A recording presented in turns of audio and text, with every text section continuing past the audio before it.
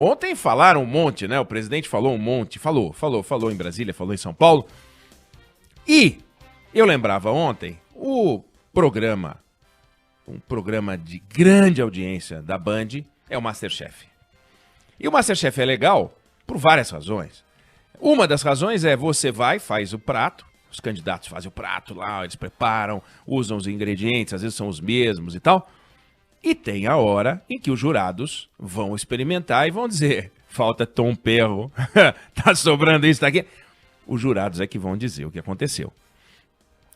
Então, ontem, o presidente Jair Bolsonaro fez o prato dele.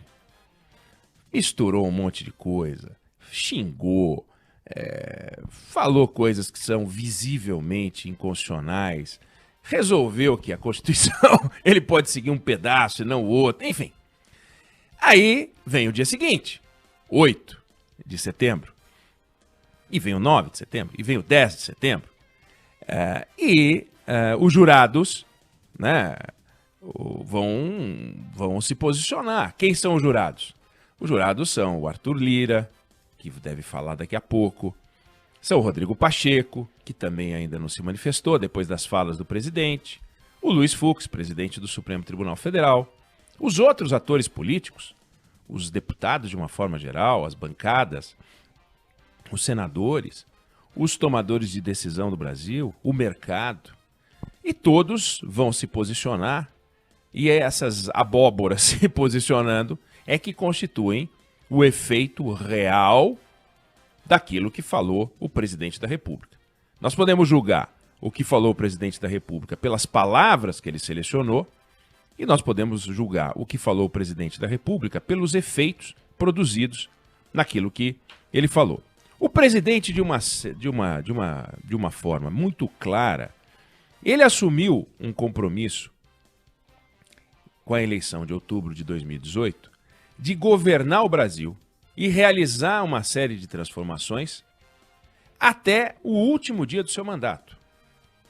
Reeleito ou não, já é outra discussão, até o último dia do seu mandato, que eu não sei se acaba no dia 31 de dezembro de 2022 ou é o 1º de janeiro de 2023, mas enfim, na hora que ele passa a faixa, que é 1º de janeiro de 2023, acabou o compromisso dele. Mas o compromisso dele é uma obrigação, não é um direito. Ele não tem o direito de governar o Brasil, ele tem a obrigação de governar o Brasil. Ele não tem o direito de escolher se ele vai conversar ou não com o presidente da Câmara, conversar ou não com o presidente do Senado, se ele vai conversar ou não com o presidente do Supremo, se ele vai ou não seguir as leis. O presidente da República, ao assumir o compromisso de governar o Brasil, e ele teve o direito de ser candidato, ele não tinha obrigação de ser candidato, ele assumiu uma obrigação. E a obrigação é ser presidente da República. Não é um direito, é uma obrigação. Ele pode exercer o seu direito de renunciar. Ele, no entanto, se resolver que vai ficar, e aparentemente tem dito várias vezes que ficará, ele tem a obrigação de desempenhar o seu papel segundo a Constituição brasileira. E é um caso extraordinário, retórico, de presidente que cita a Constituição e cita a liberdade para agredir a Constituição e agredir a liberdade. E agredir a liberdade ao namorar com o golpismo.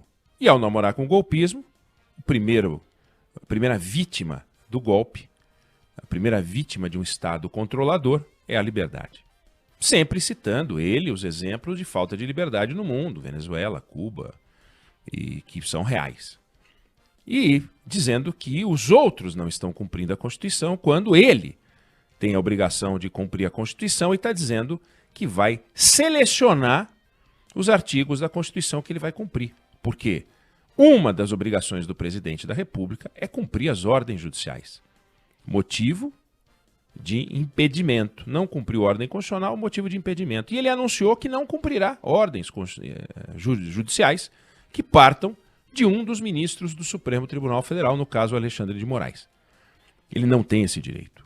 Ele tem a obrigação de cumprir as ordens judiciais, não importa quem seja o magistrado, porque o magistrado, quando coloca aquelas vestes, ele é o poder judiciário.